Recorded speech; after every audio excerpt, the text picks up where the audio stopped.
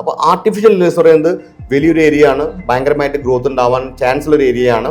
അതിലേക്ക് ഫോക്കസ് ചെയ്യുന്നത് വളരെ വളരെ നല്ലതാണ്. എസ്പെഷ്യലി കമ്പ്യൂട്ടർ ഇഷ്ടമുള്ള കുട്ടികളാണെന്നുണ്ടെങ്കിൽ നിങ്ങളുടെ ഒരു ചോയ്സ് തന്നെ ഈ പറഞ്ഞ പോലെ ഒരു പക്ഷേ BCA അല്ലെങ്കിൽ നിങ്ങളുടെ BTech കമ്പ്യൂട്ടർ സയൻസ് എടുത്തിട്ട് നിങ്ങൾക്ക് ആർട്ടിഫിഷ്യൽ ഇന്റലിജൻസിലേക്ക് മൂവ് ചെയ്യുന്ന കാര്യങ്ങൾ ചിന്തിക്കേണ്ട കാര്യങ്ങളാണ്. ഇനി രണ്ടാമത് ഒരു സെഗ്മെന്റിങ്ങിൽ UX ആണ്, അതായത് യൂസർ എക്സ്പീരിയൻസ്.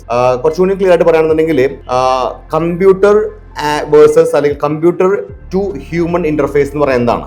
അതായത് ഒരു ആപ്പ് ഡെവലപ്പ് ചെയ്ത് അത് യൂസേഴ്സിന് എത്രമാത്രം ഫ്രണ്ട്ലി ആക്കി കൊടുക്കാൻ പറ്റും എന്ന് ചിന്തിക്കുന്ന ഒരു ഇന്റർഫേസ് ആണത്.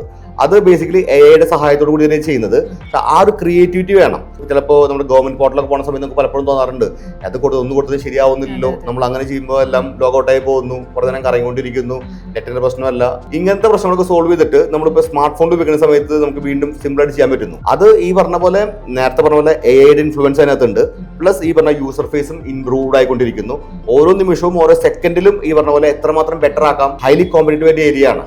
അപ്പോൾ റിസർച്ച് ആൻഡ് ഡെവലപ്മെന്റിന്റെ ഭാഗങ്ങൾ വരികയാണെന്നുണ്ടെങ്കിൽ ഈ UX എന്നുള്ള ഏരിയയ്ക്ക് വളരെ വലിയൊരു ഓപ്ഷൻസ് മുന്നോട്ട് കാണുന്നുണ്ട്. എസ്പെഷ്യലി റോബോട്ടിക്സ്, മെക്കട്രോണിക്സ് വരുന്ന കുട്ടികളൊക്കെ ആണെന്നുണ്ടെങ്കിൽ ഇവരുടെ മുമ്പിൽ കിടക്കുന്ന ഓപ്ഷൻസും ഈ പറഞ്ഞ പോലെ തന്നെ ഈ യൂസർ എക്സ്പീരിയൻസ് ബെറ്റർ ആക്കുക എന്നുള്ളതാണ്. ഇത് പ്യൂർലി റിസർച്ച് ആൻഡ് ഡെവലപ്മെന്റിന്റെ ഒരു പ്രോഗ്രാം ആയിട്ട് വരുന്നതാണ്. എല്ലാ കമ്പനികളിലും ഇന്നത്തെ കാലത്ത് R&D ഡിപ്പാർട്ട്മെന്റ്സ് ഉണ്ട്. അപ്പോൾ അതിലേക്കായിട്ട് ധാരാളം റിക്വയർമെന്റുകൾ വരാൻ ചാൻസ് ഉണ്ട്.